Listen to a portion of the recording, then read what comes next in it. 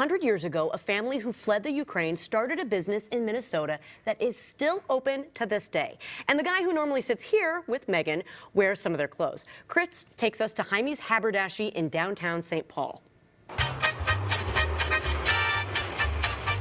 Well, we're walking down the main staircase here at Heimie's Haberdashery in downtown St. Paul.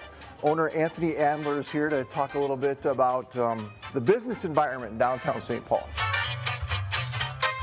For 2 years, we've had setback after setback. We were closed for COVID, we were closed during the riots, but we always managed to maintain the composure that we're in business. I think maybe even at some points people assumed that everything was closed. Right. I think they kind of still do. I mean, we constantly have to tell people, hey, come downtown. Well, Anthony, I did not know that you guys had your own leather shop and, Right. and you're making your own stuff, Right. including some really nice fishing gear that we just showed people. Sure. I think one of the keys of survival for a lot of businesses was to be able to do Right. this kind of work yourself. People were constantly using the word pivot. Well, okay, so we did pivot, but what we did is we industrialized, right? We turned this production studio into a mask making enterprise. I think when you can control your own distribution and making of things, you really stand a chance to always be able to employ people, to always satisfy the consumer, and to always pay the bills, right?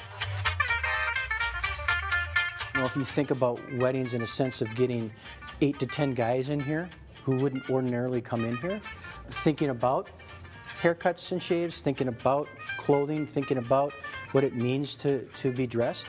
We sort of educate them through that process. And so, yeah, it's definitely a customer builder taking care of those weddings. And they're a lot of fun. How we dressed at home is how we usually feel, right? We usually say, well, this or that today, right? When you go into an office, you kind of like say, yeah, I better wear that crisp white shirt with a tie because I have these meetings today. I think dressing for yourself is always best. It's pretty crazy to me to think that you guys have been in downtown St. Paul for 100 years. And in fact, that's part of what's so cool about your store is you're in there and you're like getting this old-timey vibe. It's getting busier, but it's still nowhere where it was pre-COVID. Right. What do you need for things to come back to normal? At the core of how a city works, it's about people, period.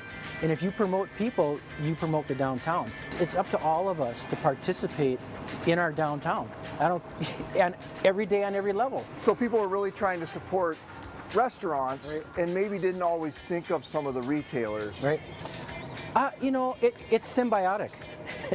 Those relationships, I cannot exist without a Meritage or a Loon. I cannot exist without a Kincaid's. I can't exist without an Ordway or a Landmark Center.